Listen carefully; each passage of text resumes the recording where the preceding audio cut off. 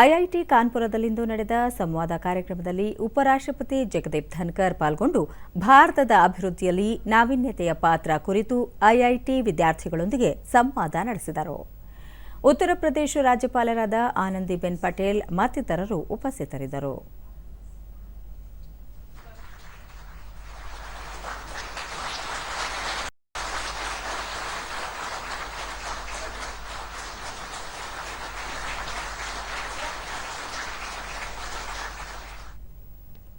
ಜಗದೀಪ್ ಧನ್ಕರ್ ಜಾಗತಿಕ ಗುಣಮಟ್ಟದ ಕೌಶಲ್ಯಾಭಿವೃದ್ಧಿಗೆ ಭಾರತ ಒತ್ತು ನೀಡಿದ್ದು, ದೇಶದ ಪ್ರತಿಷ್ಠಿತ ವಿದ್ಯಾಸಂಸ್ಥೆಗಳು ಸುಧಾರಿತ ಗುಣಮಟ್ಟದ ಶಿಕ್ಷಣವನ್ನು ನೀಡುತ್ತಿವೆ. ಐಐಟಿ, ಐಐಎಸ್ಸಿ, ಐಐಎಂ ಇತ್ಯಾದಿ ಸಂಸ್ಥೆಗಳು ದೇಶದ ಪ್ರತಿಷ್ಠೆಯನ್ನು ಹೆಚ್ಚಿಸಿವೆ.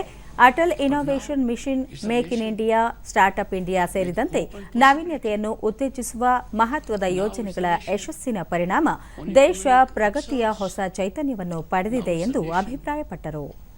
ಕೈಗಾರಿಕೆಗಳನ್ನು ಶಿಕ್ಷಣ ಸಂಸ್ಥೆಗಳೊಂದಿಗೆ ಬೆಸೆಯುವ ಕೆಲಸ ಮಹತ್ವದ್ದು. ಇದರಿಂದ ಉದ್ಯಮಶೀಲತೆ ಬೆಳೆಸಲು ಸಾಧ್ಯವಾಗುತ್ತದೆ.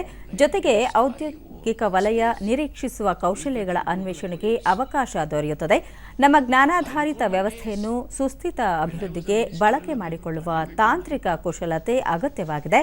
ನಾವೀನ್ಯತೆ ಕೃಷಿ, ಶಿಕ್ಷಣ, ಆರ್ಥಿಕ, ಕೈಗಾರಿಕಾ ಹಾಗೂ ಉದ್ಯಮ ವಲಯಗಳಿಗೆ ಸಂಪರ್ಕ ಸೇತುವಾಗಿ ಕೆಲಸ ಮಾಡಬೇಕು ಎಂದರು.